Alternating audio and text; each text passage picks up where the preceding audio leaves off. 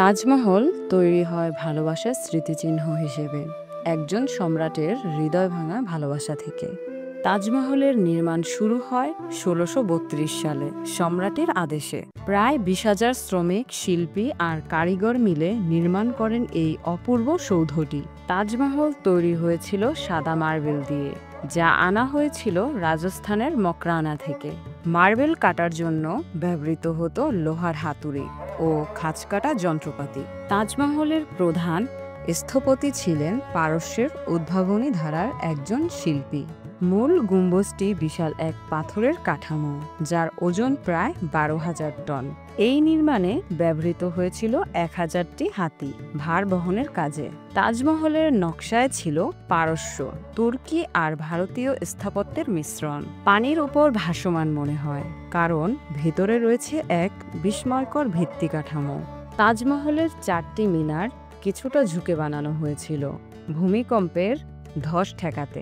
অভ্যন্তরের দেয়ালে ছিল শুকনো জ্যামিতিক নকশা ও আরবি ক্যালিগ্রাফি। মার্বেলে বসানো হয় রত্নখচিত ফুলের নকশা, যার নাম পিত্রতা দুরা। এই রত্নগুলোর মধ্যে ছিল জেসপার, টারকয়েজ, ল্যাপিস ল্যাজুলি ইত্যাদি। তাজমহলের উপরের চূড়ায় স্থাপন করা হয় একটি বিশাল ব্রোঞ্জের চাঁদ। তাজমহলের মূল কক্ষের নিচেই ছিল আসল কবর দুটি। প্রদর্শনযোগ্য কবর দুটির উপরে ছিল খাঁটি মার্বেলের তৈরির অলঙ্কৃত।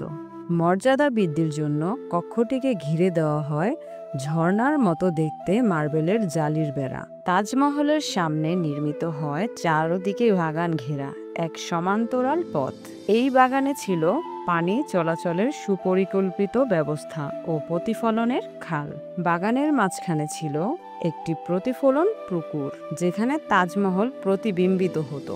তাজমহলের পাশে তৈরি হয় একটি জামে মসজিদ, লাল বালি পাথরের। মসজিদের ঠিক উল্টো দিকে ছিল আরেকটি ভবন, স্থাপত্যিক ভারসাম্য বজায় রাখতে। তাজমহলের নির্মাণে সময় লেগেছিল প্রায় ২২ বছর। এই প্রকল্পে খরচ হয়েছিল প্রায় ৫ কোটি তৎকালীন রুপি। তাজমহলের গঠন এমনভাবে বানানো যাতে রোদ, চাঁদের আলোয় রং পাল্টায়। তাজমহলের সৌন্দর্য দেখে বহু ইউরোপীয় পর্যটক বিস্মিত হয়েছিলেন। তাজমহল এখন ইউনেস্কো ঘোষিত একটি বিশ্ব ঐতিহ্য স্থাপনা। এটি প্রেমের প্রতীক, ইতিহাস আর স্থাপত্যের অপূর্ব মিলন। যুগে যুগে ভালোবাসার এই স্মৃতিস্তম্ভ মানুষকে মুগ্ধ করেছে।